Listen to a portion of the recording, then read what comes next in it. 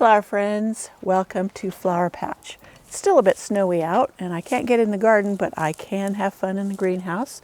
I've got it warming up and we can pot up a few seedlings. I started some geraniums. In one of my videos I showed you where I collected seeds from my white geranium and I went ahead and sowed them and they've sprouted. So let's pot them up into a little bit bigger pots so they can grow bigger.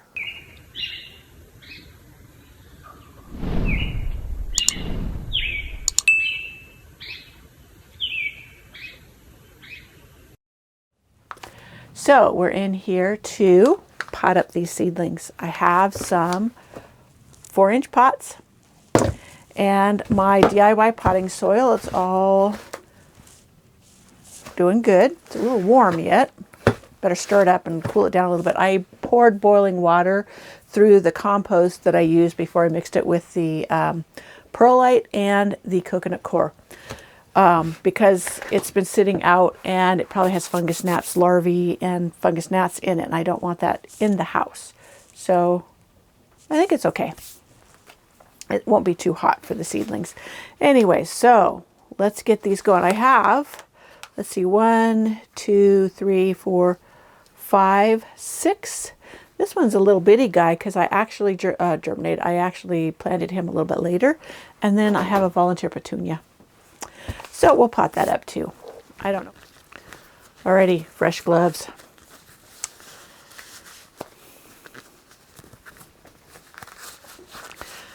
There's no rocket science to this, but I just thought you'd like to come along for the ride and enjoy some gardening on a January day, snowy and cold out.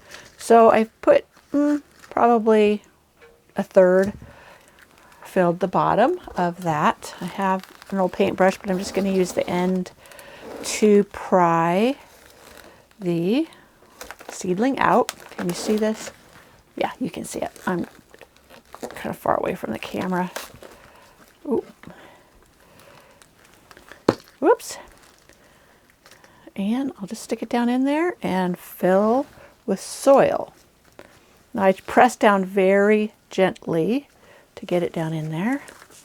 This is very damp soil, so it just goes right down in there. Probably won't even have to water these. Let me get these all done up. Just enough to get the roots in there. Have room for them to grow more. These, I don't know if these are a 4-inch, if they're a 3.5 inch, but I've used these for like 15 years. I just wash them up and use them again. They've been really good. Really, really good. Okay, I think I got plenty there. Now, this time instead of pry it out, I'm going to pop it up. Let me see, there's nothing in this one. So I'm going to go with this cell. And I'm going to leaves. Hold it by the leaves, not the stem. That way, if you pulled off a leaf, it's not a big deal, but you don't want to crush the stem. So, third amount of soil in the bottom. Perfect. And you just pot these babies up. Now, I'll show a picture of my white one. Now, as I said in the video, when I collect the seeds, these were open pollinated, so I don't know that I would get the exact same color of white. I may get some different colors because of the cross-pollination. Oops. Well, this 6-pack's probably going to be toast, so I might as well not be too careful because I just split that. But that's okay. This was recycled from getting some bedding plants. Could have been petunias, who knows what. And I just reuse everything I can to keep everything budget friendly. And you're not putting plastics into the landfill. Okay. So these two are a little bit smaller, so I got to be a little careful, a little more careful. Oh, the roots came right up, so I need to put more soil in here because the roots were not very deep. So now just one more geranium and then a petunia. and they're both in the same cell, so I'll just pull the geranium out. It's super loose. I like using a very, very loose mix when I seed my plants, because then when you go to transplant them, they come out very, very easy, even if they have a lot of roots. And I never cut my seedlings. I always prick them out, as it's called, and then pot them up, because why waste? If they germinated and they're healthy, why waste a plant? Total waste when this works just great. I was visiting a wholesale nursery that provides 6-packs and hanging baskets for grocery stores.